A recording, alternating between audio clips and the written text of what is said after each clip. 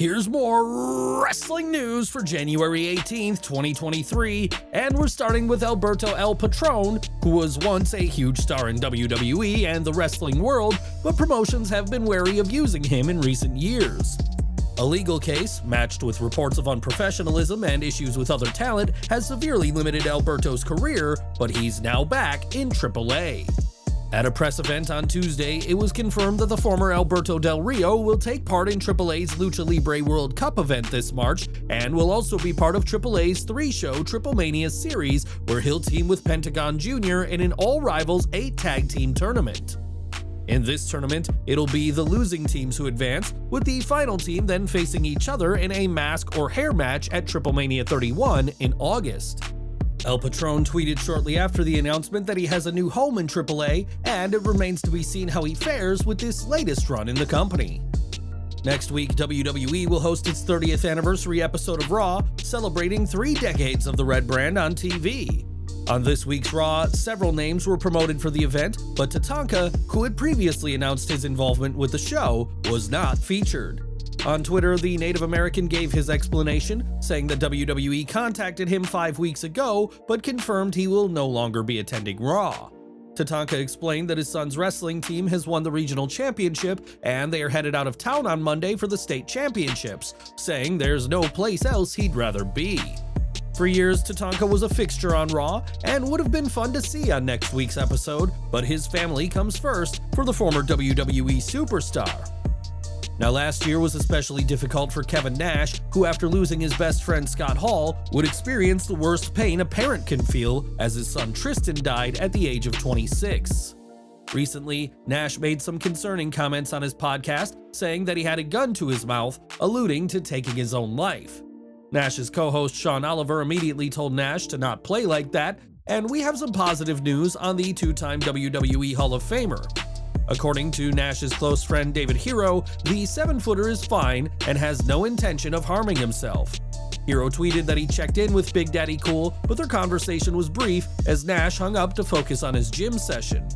Losing a loved one can put someone in an incredibly dark place, and we're pleased that Nash is doing better than first thought. But if you feel yourself struggling with thoughts like these, please reach out to the National Suicide Prevention Line at 1-800-273-8255 or text 988 for help. Since September, AEW has done what it can to distance themselves from CM Punk, whose comments on the All Out post-show has severely damaged his reputation.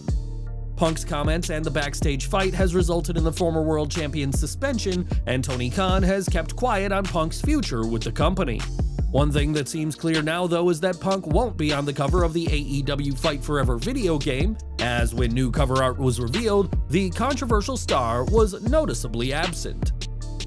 When asked by DAZN about Punk's status for the game and the cover, Tony Khan gave his usual answer, saying he can't comment on that at this time. This has been Khan's response to all questions related to Punk since All Out, and when DAZN asked about Punk's status with AEW, they got the same response from the company president. While Punk does have some support in AEW, with Dax Harwood being a vocal supporter of his, the mood in the company is one that is very much anti-Punk, so don't expect to see much of him, if at all, in any future AEW projects. Are you missing CM Punk and would like him to return to AEW TV? Or is the former world champion too much trouble for the company? Let us know in the comments. In recent months, Matt Hardy has been involved in a storyline with Ethan Page. At first, tensions between the two escalated as Page punished Hardy and his tag team partner's Private Party after the firm acquired their contract. However, over the past several weeks, Hardy and Page have started to form an unlikely friendship, with Ethan even dancing along to Matt's theme song during their entrances. Despite this newfound friendship, Matt has been teasing the return of his broken persona, both on his podcast and in brief segments on AEW programming, hinting at a potential turn in the storyline. On the newest episode of Being the Elite, Hardy and Ethan Page seem to be vibing hard. During a meeting with Brandon Cutler, Ethan Page asked Matt Hardy whether their alliance has had a positive impact on his business. Matt responded by saying that it has, as he also emphasized that he's having a great time working with Page. After the meeting was over, Ethan Page was ecstatic and said that they were vibing well together. However, Hardy then suddenly made his way to the bathroom. As ominous music started playing, Matt looked in the mirror and began hitting himself before yelling, seemingly transforming into the broken version of himself. This is certainly an interesting turn of events, as this will mark the first time broken Matt Hardy will be seen in front of a live crowd in AEW. We'll have to see how his gimmick will fare this time around. During this week's Raw, a six-pack challenge took place to determine the next challenger to US Champion Austin Theory, and this match was won by Bobby Lashley. Baron Corbin was one of the 5 men to come up short in the match, but after the match, the Lone Wolf did give a surprising message about the bout. Taking to Twitter, the modern-day wrestling god said he was sore from the match, but there is nothing better than competing against 5 absolute animals, and a rare bit of praise for other superstars. Corbin didn't even stop there, saying that while he hates all of his opponents in the match, he does make an exception for Finn Balor. It was 2 weeks ago that Balor stepped out of the tag team turmoil match due to injury and was replaced by Dominic Mysterio, and perhaps the Judgment Day and Corbin with JBL could be on the same page after this week's surprising comments by the Lone Wolf. It was back at WrestleMania 38 that Rick Boogs went down with a torn quadricep and patellar tendon that forced his and Shinsuke Nakamura's tag team match with the Usos to end in a hurry. Since then, Boogs has been out of action, but on YouTube this week has started promoting his return. In one video titled "Start of a Massive Comeback," Boogs performed some heavy deadlifts to the famous Rocky theme, and in another can be seen using a jumping rope and pushing his car.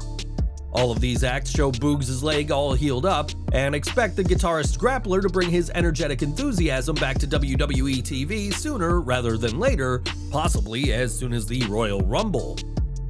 And we're ending today with Tully Blanchard, who recently left AEW and confirmed that his career inside the world of pro wrestling has ended.